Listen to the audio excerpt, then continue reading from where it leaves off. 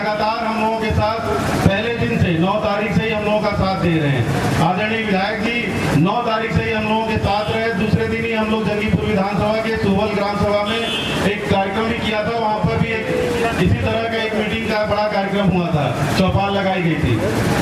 तो यही सब बात है जो जिनको लेकर के हम लोग चल रहे हैं कि इस देश में अब कुछ नहीं बचा है। जो कुछ आजादी के समय, आजादी के संघर्ष के समय जो अर्जित किया गया था, जो हमारे नेता महात्मा गांधी जी द्वारा, बाबा साहब भीमराव अम्बेडकर जी द्वारा, लोहिया जी द्वारा, नेहरू जी द्वारा जो कुछ भी लड़ करके लाया गया था, भगत सिंह का जो सपनों का भारत बना था, उस संविधान पर अब खतरा हो चुका है।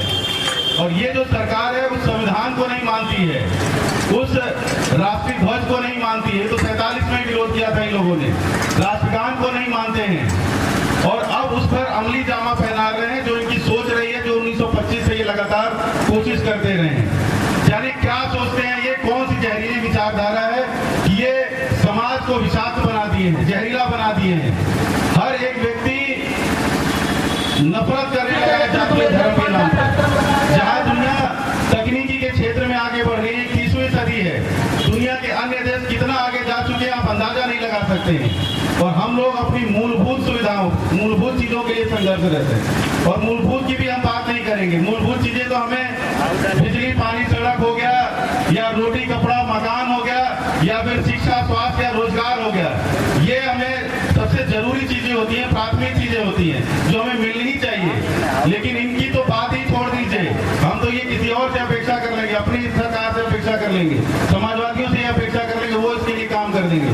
हम अपने अस्तित्व की लड़ाई अब लड़ने पर जहाँ पर आ गए हैं। ये देश अपने अस्तित्व के लिए संघर्षरत है और हम नौजवान अगर नहीं खड़े होंगे तो ये तानाशाही लोग जो लोकतंत्र के रास्ते तानाशाही व्याप्त कर रहे हैं, और इस तरह से अगर ये देश को खत्म कर देंगे, खोखला कर देंगे, तो आने वाले समय में कुछ भी आपके पास नहीं बचेगा। ये कैसे खत्म कर रहे हैं आप इस बात को देखिए कि सब चीजें धीरे धीरे स्टैब्लिश होती जा रही, स्थापित होती जा रही है। कैसे इस देश के सभी संवैधानिक संस्थाओं पर सरकार का कब्जा हो चुका है। कोई भी संवैधानिक संस्था अपने मन से अब डिसीजन नहीं ले रही है। जो स्वतंत्र एजेंसियां हैं, जो जांच एजेंसी है, कल ही ईडी का छापा पड़ा था गाजीपुर में तमाम जगहों पर। बताइए सबका सच सब लोग जानते हैं कहाँ कौन दोषी है। अनावश्यक सिर्फ और सिर्फ धर्म के नाम पर, और वो विपक्ष में है इस वजह से उनके नाम पर उनके खिलाफ कार्रवाई की जा रही है। और हम आज नहीं उन लोगों के साथ खड़े होंगे, आज अपने लोगों के साथ, गरीबों कमजोरों के साथ नहीं खड़े होंगे। मदन यादव जी हम लोगों के साथ लगातार चल रहे हैं पहले दिन से।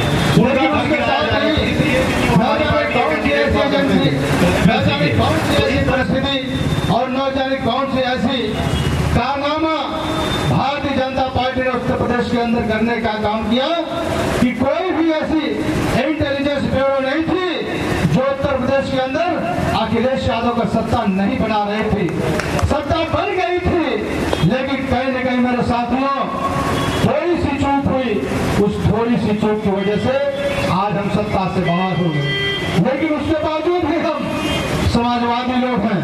हमारा इतिहास है संघर्ष का इतिहास है। हमारा इतिहास संघर्ष और लड़ाई का इतिहास है।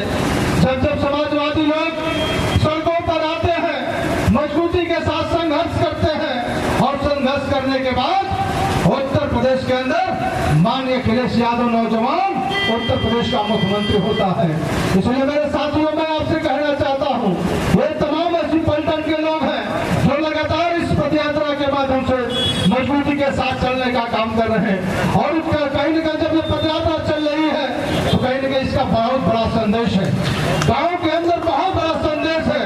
इतना बड़ा संदेश है कि इस विषम परिस्थिति में भी समाजवादी लोग कहीं न कहीं मजबूती के साथ संघर्ष करने का काम कर रहे हैं, समाजवादी आंदोलन को आगे बढ़ाने का काम कर रहे हैं। मैं बधाई देना चाहता हूं अपने नौजवान साथियों के, कहीं न कहीं मजबूती के साथ निकलकर इस रोडों को हम जब नापने का काम करते हैं, हम रोडों पर जब चलने का काम करते हैं, तो कोई भी ऐसा नौजवान हो, चाहे किसी जाति धर्म का व्यक्ति हो, कहीं न कहीं हमारी तरफ बड़ी यात्रा भरी निगाह से देखने का काम करता है। साथियों ये नौजवान है, ये क्रांति को लेकर चलने वाले लोग हैं। इसलिए मेरे साथियों आइए इस आह्वान में हम हर जाति धर्म से ऊपर उठकर समाजवादी आंदोलन को बढ़ाने के लिए हम एक एक लोग आगे बढ़कर इस मंसूबे को जो भारतीय जनता पार्टी के मंसूबे उत्तर प्रदेश के अंदर है और देश के अंदर है, उसको ध्वस्त करने के लिए हम इस पद यात्रा को और आगे बढ़ाने का काम करें साथियों।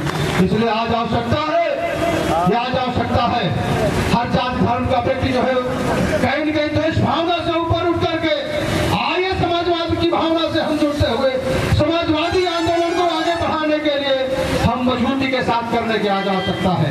इसीलिए तो हमारे नेता माननीय अखिलेश यादव जी इस पद यात्रा को जो क्रांति की जो मुख्य डेट थी, जो मुख्य पॉइंट था 9 तारीख ऐतिहासिक दिन है। इतिहास को पन्नों में आपने देखा होगा कि 9 तारीख का दिन हमारे आपके लिए बहुत क्रांति का दिन है। 9 तारीख का दिन परिवर्तन का दिन है। उसी जिस दिन 9 तारीख से इस गाजीपुर के क्रांतिकारी धरती पर पदयात्रा का शुभारंभ हुआ। कहीं न कहीं परिवर्तन उत्तर प्रदेश हमारे यूपी के सड़े प्रांत है बिहार, वहां से परिवर्तन की आहट जाग गई। इसलिए मेरे साथियों मैं आपसे कहना चाहता हूं, यह शुभ संकेत है और भगवान भी इस पद यात्रा को आगे बढ़ाने के लिए अपना आशीर्वाद देने का काम कर रहे हैं। इसलिए मेरे साथियों आइए हम मजबूती के साथ समाजवादी आंदोलन को बढ़ाने के लिए अपने नेता माननीय श्री अखिलेश यादव, माननीय मुलायम सिंह यादव और समाजवादी दलों कतार से जितने जुड़े हुए हमारे समाजवादी आंदोलन के लोग हैं, उनके विचारों से जुड़ते हुए हम कहीं न कहीं आगे बढ़ने का काम करेंगे और ये संकल्प लेने का काम करेंगे कि जिस प्रकार से हमें 22 में सत्ता से रोकने का काम किया, 24 में हम कहीं न कहीं उत्तर प्रदेश के अंदर से समाजवादी पार्टी को जिताकर केंद्र में अपनी मजबूत भागीदारी करने का काम करेंगे। चाहिए कार्रवाई की जा रही है, हर एक ईडी हो, सीबीआई हो, जो भी संस्थाएं स्वतंत्र संस्थाएं हैं जिनको स्वतंत्र जांच करने का आदेश है, लेकिन वो सरकार की निगरानी में काम, सरकार के लिए काम कर रहे हैं। चुनाव आयोग ने ऐसा काम किया है, चुनाव आयोग प्रधानमंत्री कार्यालय से पूछ करके चुनाव की तिथि तय करता है। ये कितना बड़ा शर्मनाक है। जब चुनाव आयोग का गठन किया गया था तो इसलिए किया गया था कि वो न्यूट्रल एजेंसी रहेगा, वो संवैधानिक संस्था का दर्जा प्राप्त रहेगा उसे, और वो जो फैसला ले लेगा वो सभी सरकारों पर, सभी पार्टियों पर लागू हो जाएगा। लेकिन सरकार चुनाव आयोग को भी पंगु बना दिया है। चुनाव आयोग ने सोची समझी रणनीति के तहत हर एक विधानसभा से 10 से 15 हजार वोट समाजवादियों के या जो बीजेपी के वोटर नहीं है उसके काट के खत्म किया। उसकी वजह से जो परिणाम आया है वो डिसबैलेंस है। ये परिणाम जनता का परिणाम नहीं है, ये लोकतंत्र को लूटा गया है। ये जो जनता का जनादेश है उसको लूटने का काम किया गया है 2022 में। कोई व्यक्ति नहीं चाहता था भारतीय जनता पार्टी की सरकार बने। हर व्यक्ति ये जानता है, जहां पर भी हम लोग प्रचार में जाते थे, जहां पर भी अपनी बात रखते थे, हर तरफ से यही आवाज आती थी कि सरकार को हटाना है। और अखिलेश यादव जी का इसी गाजीपुर से जो क्रांति रथ चला था, जो परिवर्तन रथ चला था, जो विजय रथ चला था, उसी पकनपुरा से एक्सप्रेस वे पर चला था। उस जगह परिस्थिति ये हो गई थी, शाम भोर के 4 बजे तक यात्रा चलती रही। आदमी सड़कों पर 3 डिग्री 4 डिग्री टेम्परेचर में वहीं पर खड़े रह गए, लेकिन अखिलेश यादव को अपना मुख्यमंत्री देखना चाहते थे। लेकिन चुनाव परिणाम को प्रभावित अगर किसी ने किया तो ये चुनाव आयोग ने किया है। इसलिए हम कहना चाह रहे हैं कि अब आपको खड़े होने का समय है। चुनाव आयोग नहीं बचा है आपके पास, आपका ईडी, सीबीआई, ये सब चीजें जो हैं। दूसरी तरफ जो सवाल पूछने वाली, जिसको चतुर्थ स्तंभ कहा गया मीडिया को, इस देश में पत्रकारिता नाम की कोई चीज रही नहीं गई है। कोई पत्रकार नहीं बचा रह गया जिसके पास जमीन अपना जिंदा हो। वो सवाल ही नहीं करता मीडिया से। और अगर आपको देखना हो उसकी अपनी हकीकत, तो अभी 9 तारीख को परिवर्तन हुआ बिहार में, आप हकीकत देख सकते हैं। टीवी चैनलों पर कैसे नीतीश कुमार को, कैसे तेजस्वी यादव को बदनाम किया जाए, कैसे उनसे सवाल पूछा जाए, ये मीडिया चैनलों वाला सारी मेहनत जो है वो कर रहे हैं। वो सिर्फ और सिर्फ भारतीय जनता पार्टी के एजेंडे को चलाने का काम कर रहे हैं। जो भी कथित तौर पर देश के मुख्य धारा के जो राष्ट्रीय चैनल है वो सिर्फ और सिर्फ भारतीय जनता पार्टी का प्रचार करते हैं, इस सरकार का प्रचार करने का काम करते हैं, एजेंडे को बढ़ाने का काम करते हैं। दैनिक जागरण जैसा अखबार पूरे भारतीय जनता पार्टी का प्रचार करता है, तो आह्वान करेंगे पढ़ना बंद कर दें उसको, उसकी प्रतियों को जला करके राज कर दीजिए। ये ऐसे अखबार की ये लोग वो काम जा रहे हैं देश में। अगर इमरजेंसी जैसे हालात अगर पैदा हुए तो इन्हीं अखबारों की वजह से और इन्हीं पत्रकारों की वजह से दिन रात इनके लिए काम करते हैं भारतीय जनता पार्टी के लिए। सरकार से कोई दिक्कत नहीं है, सरकार को